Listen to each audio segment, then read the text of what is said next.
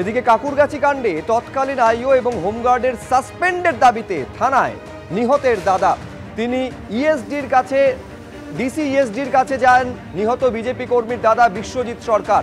তৎকালীন আইও এবং হোমগার্ডের সাসপেনশনের দাবি বিশ্বজিতের। থানায় গিয়ে কোনো সদুত্তর মেলেনি বলে অভিযোগ করছেন বিশ্বজিৎ সরকার, যিনি নিহত বিজেপি কর্মী অভিজিৎ সরকারের দাদা।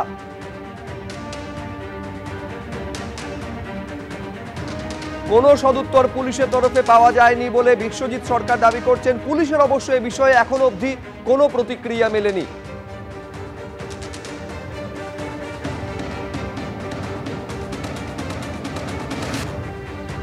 আপনারা জানেন 2021-এর বিধানসভা নির্বাচনের যে পোস্ট পোল ভায়োলেন্স 2রা মে পিটিয়ে খুন করা হয় কাকুরগাছির বিজেপি কর্মী অভিজিৎ সরকারকে, এবং সেই ঘটনাতেই একেবারে আইও তৎকালীন আইও এবং হোমগার্ড যাদের জেল হেফাজতের নির্দেশ দিয়েছে নিম্ন আদালত, তাদের সাসপেনশনের দাবি করে থানায় যান নিহতের দাদা, ডিসি ইএসডির কাছে যান বিশ্বজিৎ সরকার। কিন্তু তার যেটা দাবি কোনো সদুত্তর পুলিশের তরফে মেলেনি। ব্রতদীপ ভট্টাচার্য আমাদের প্রতিনিধি আরো বিস্তারিত এ নিয়ে বলতে পারবেন। এইটা আমাদের জানাও ব্রতদীপ, ঠিক কি আবেদন নিয়ে বিশ্বজিৎ সরকার গেছিলেন এবং পুলিশের তরফে তিনি ঠিক কি উত্তর পেলেন? দেখো, আজকে কলকাতা হাইকোর্টে এই পুলিশ কর্মী রত্না সরকার এবং হোমগার্ড দীপঙ্কর দেবনাথ তাদের জামিনের আবেদনের শুনানি ছিল। যদিও পদ্ধতিগত কারণে সেই জামিনের আবেদনের শুনানি পিছিয়ে গিয়ে আগামী 27 তারিখ নির্ধারণ হয়েছে। তারপরেই এই অভিজিৎ সরকার দাদা বিশ্বজিৎ সরকার তিনি চলে আসেন ডিসি ইএসডি অফিসে, এবং তার যেটা অভিযোগ যে এই পুলিশ কর্মী রত্না সরকার এবং দীপঙ্কর দেবনাথ যে হোমগার্ড তারা 18 জুলাই থেকে জেল হেফাজতে রয়েছেন, এবং তার যেটা বক্তব্য যে প্রত্যেকেই জানেন যে এইভাবে কারো জেল হেফাজত হলে কোনো সরকারি কর্মী তাদের সাসপেন্ড করা হয়, কিন্তু তার অভিযোগ যে এই দুজনকে এখনো পর্যন্ত সাসপেন্ড করা হয়নি। তার বক্তব্য তিনি বিভিন্নভাবে ইন্টারনেটে কলকাতা পুলিশের ওয়েবসাইটে তিনি দেখেছেন, সেখানেও সাসপেনশনের কোনো কথা নেই। আর সেখানে তিনি প্রশ্ন তুলছেন যে কেন 18 জুলাই থেকে তারা জেলবন্দি হওয়ার পরেও তাদের সাসপেন্ড করা হবে না।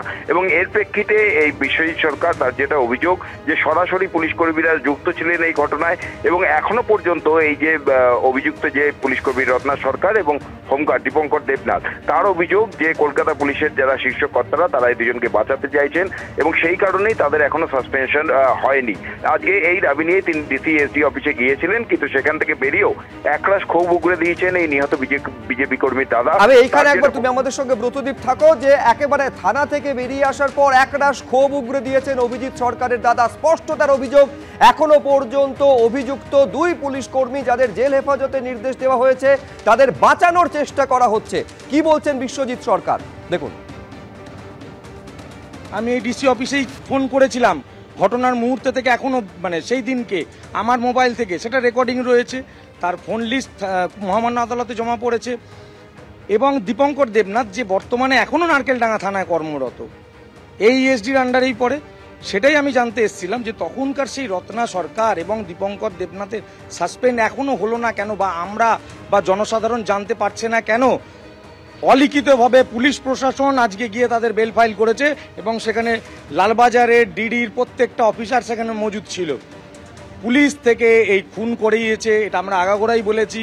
তৃণমূলের গুন্ডাদের সঙ্গে নিয়ে এখন অব্দি সাসপেনশন আপনারা কেউ জানতে পারলেন না, সাধারণ মানুষ জানতে পারলো না কেন? ওয়েবসাইটে আছে, কলকাতা পুলিশের ওয়েবসাইটেও তো নেই। সেটাই আমি জানতে এসেছিলাম, কিন্তু সদুত্তর তো দেবে না কেন এদের বাঁচানোর চক্রান্ত করছে। কারণ এরা যদি না বাঁচে তাহলে হয়তো এরা আরো বড় কারোর নাম বলতে পারে।